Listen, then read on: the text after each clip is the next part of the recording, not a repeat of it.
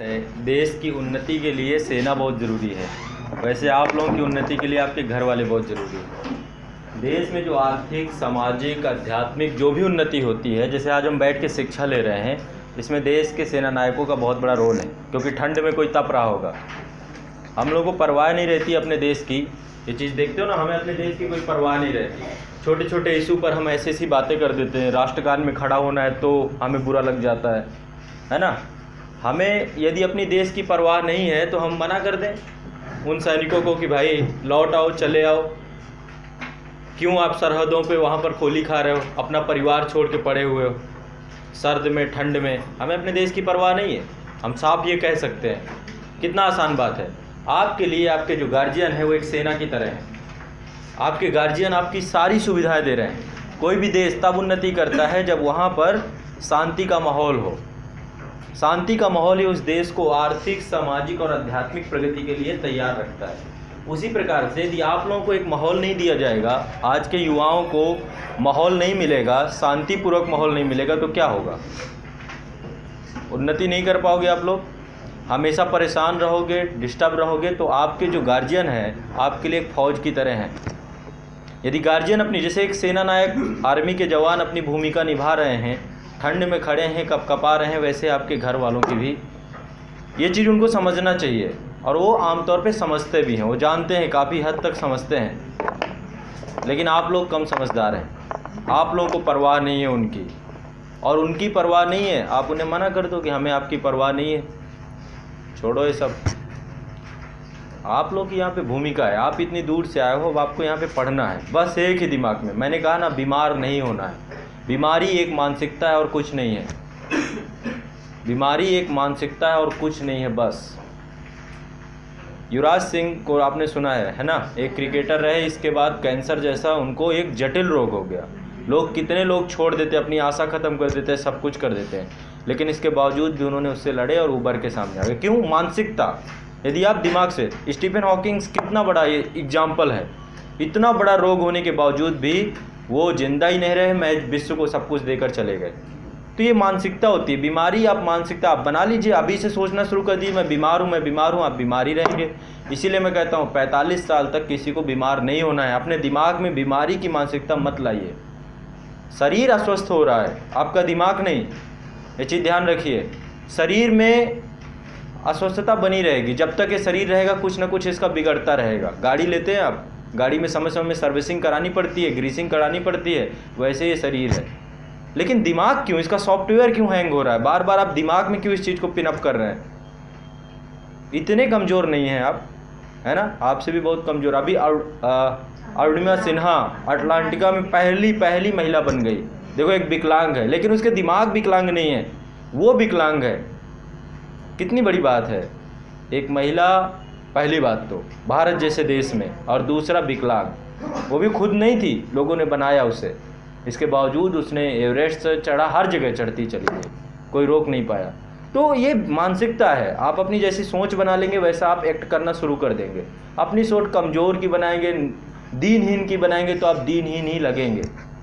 अपने साथ अपराध है। आप जो ये सोचते हैं ना, आप लोग बहुत इस चीज़ को समझिए, आपके अंदर बहुत पोटेंशियल है, बहुत एनर्जी है। आप हर परिस्थिति से लड़ सकते हैं, उबर सकते हैं।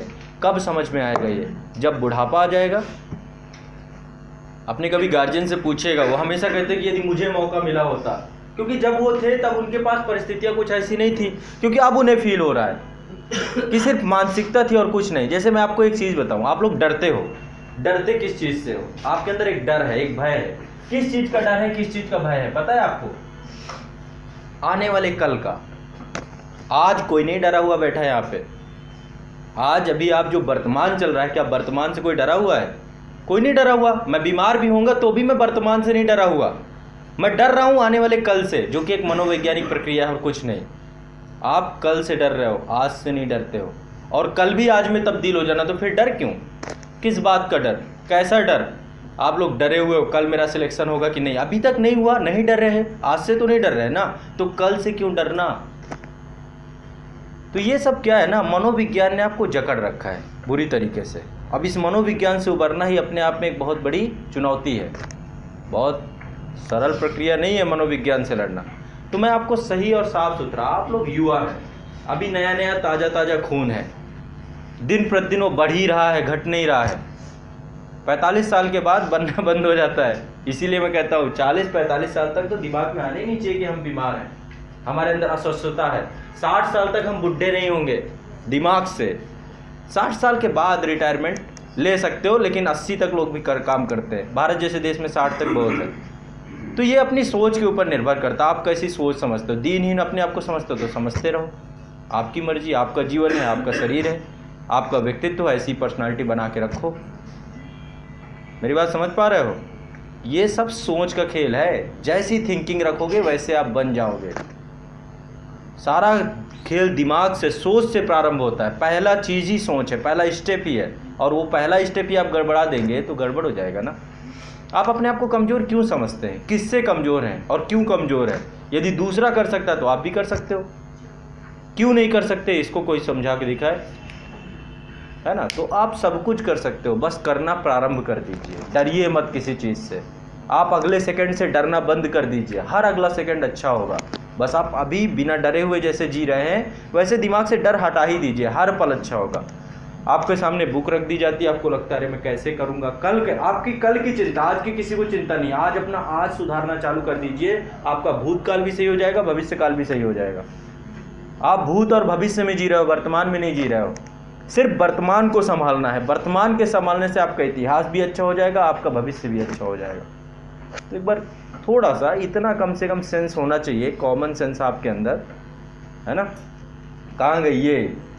इनको मैंने आप लोगों को दिया था 2 डायग्राम बनाने को। एक था महाद्वीपीय विस्थापन सिद्धांत और दूसरा था प्लेट वर्तनिकी सिद्धांत। किसी को समझ में आया? उसमें लिखा तो नहीं है, ऊपर तो लिखा है प्लेट वर्तनिकी सिद्धांत, जहाँ पे डायग्राम दिया गया है।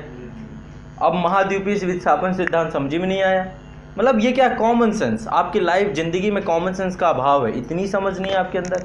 उसमें लिखा हुआ है, कहीं पे पैंजिया लिखा हुआ है, कहीं पे पैंथालासा लिखा हुआ है, गोंडवाना लैंड लिखा हुआ है, लारेंसिया लिखा हुआ है, उससे समझ में नहीं आ जाता कि ये किस चीज़ का डायग्राम होगा।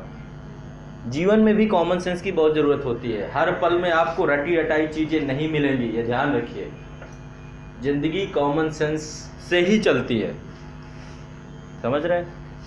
तो डरना बंद कीजिए, काम एक्टिव होइए, काम पे लगे रहिए, दिन रात लगे रहिए। मैंने 2019 जो बोला है कि ये संकल्प वर्ष है, तो संकल्प वर्ष ऐसे थोड़ा ना बनेगा। दिन प्रतिदिन हर एक क्षण पे हमारा समय घटता चला जा रहा है, माइनस में जा रहे हो आप यदि आप कुछ नहीं कर रहे तो। 7 दिनों का क्या रिजल्टेंट है? आज 7 दिन खत्म हो चुके हैं। 7 दिनों में क्या किया आपने? है कोई लेखा जोखा? 7 दिनों में क्या उन्नति की, क्या प्रोग्रेस किया है? कुछ रिपोर्टिंग है किसी चीज़ की? ये बहुत ज़रूरी है, तभी आपके 365 दिन बहुत अच्छे बनेंगे। क्या आपने ये ढांचा तैयार किया था कि आपको 365 दिन बाद कहाँ पहुँचना है? यदि आपने 365 दिन का ढांचा तैयार किया था तो आपने हर महीने का भी तैयार किया होगा कि हर महीने में यहाँ पे होऊंगा। यदि हर महीने का किया था तो 7 दिन का भी किया होगा। यदि 7 दिन का किया है तो प्रतिदिन का भी किया होगा। तो आज 7वां दिन है, देखो ना कहाँ पहुँचे कि नहीं पहुँचे। देखते जाना, रिपोर्टिंग करने जाना। रिपोर्टिंग किसको? अपने आप को, खुद को, कि आज मैंने ये काम किया। डेली सोने से पहले 5 मिनट रिपोर्टिंग कर सकते हो अपने आप को कि आज पूरा दिन मेरा ऐसे बीता। इससे क्या होगा? अगले दिन जब आप रिपोर्टिंग करने जाओगे तो आप प्रोग्रेस देखोगे।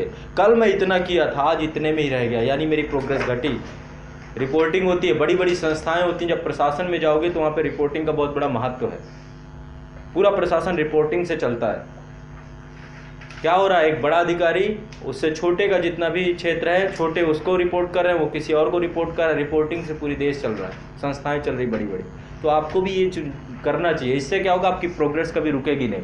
जैसे ये वीक गया आपने, इसमें कोई ग्रोथ नहीं की, कुछ नहीं किया, तो अगले वीक में अब अच्छी ग्रोथ होनी चाहिए। ये तभी होगा ना जब आप रिपोर्टिंग कर रहे होगे, और नहीं फंसे रह जाओगे, छोटी छोटी बातों पर अटके रह जाओगे और वहीं पर ही ख़त्म हो जाओगे, प्रोग्रेस नहीं कर पाओगे। एक ही चीज़ को लेकर के आप पहले दिन से आए थे और वही अंतिम दिन तक बना रहेगा, गुत्थम गुत्थी खत्म। 2019 भी गया।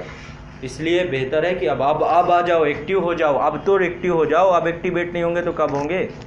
अब तो सही समय आ गया है। अब डरना बंद करो, अब काम करना शुरू करो। जब हम काम करते हैं तो डर अपने आप ख़त्म हो जाता है। आप सिर्फ बैठ करके नदी के किनारे बस ये देख रहे हो कि डूब जाऊँगा, डूब जाऊँगा, डूब जाऊँगा, ना कभी तैरना सीख पाओगे और ना कभी पार जा पाओगे। इसलिए कूदो अब पानी में, है ना। बीमारी, ये सब चीज़ें एक्सक्यूज़ है, कुछ नहीं होता, सिर्फ मानसिकता है। आपसे भी ज़्यादा खतरनाक परिस्थितियों में लोग पड़े हुए हैं और काम कर रहे हैं। इस चीज़ को कभी अपने दिमाग में लाया कीजिए, आपको खुद पता चल जाएगा कि मैं एक्सक्यूज़ दे रहा हूँ, बहाना नहीं कर रहा हूँ, सिर्फ और सिर्फ महज एक बहाना बस। सुबह उठने में आप बहाने करते हो, पूरा दिन बहाने करते रहते हो, दिन भर इस फिराक में रहते होंगे कुछ लोग कि कब क्लास ख़त्म हो और यहाँ से निकला जाए, घर पहुँचा जाए। घर पहुँच के फिर वही शिथिल, घर पहुँच के पहले ये फील होता होगा कि जाके पढ़ूंगा आज, और जैसे ही घर पे पहुँचे वहाँ शिथिलता चालू हो जाती। क्यों? कंफर्ट जोन में पहुँच गए आप अपने, यहाँ बैठे हो, यहाँ पे भी कंफर्ट जोन में नहीं हो, अब घर दिमाग चल रहा है, आगे आने वाला भविष्य प्लान हो रहा है। घर पहुँचे, भविष्य की प्लानिंग ख़त्म, वहाँ पे बस फिर अगला दिन आया उसी तरीके से, फिर सुबह सुबह तैयार हुए, फिर बोले फिर आज पढ़ूंगा, जाने के बाद क्लास के बाद ज़रूर पढ़ूंगा, फिर घर पहुँचे फिर वही कंडीशन। तो ये आप क्या हो गया है, आपके अंदर एक क्लॉक बन गई है, साइकिल बन गई, वही साइकिल रिपीट हो रही है बस, और कुछ नहीं। बार बार वो रिपीटेशन आप करते जा रहे हो, होता जा रहा है।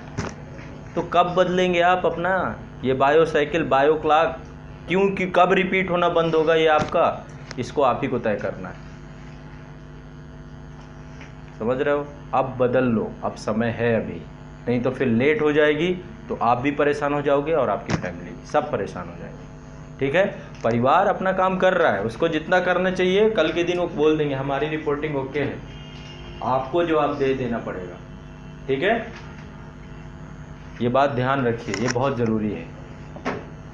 चलिए फिर चलते हैं, अपनी विषय वस्तु को प्रारंभ करते हैं। आज कौन सा टॉपिक है हमारा?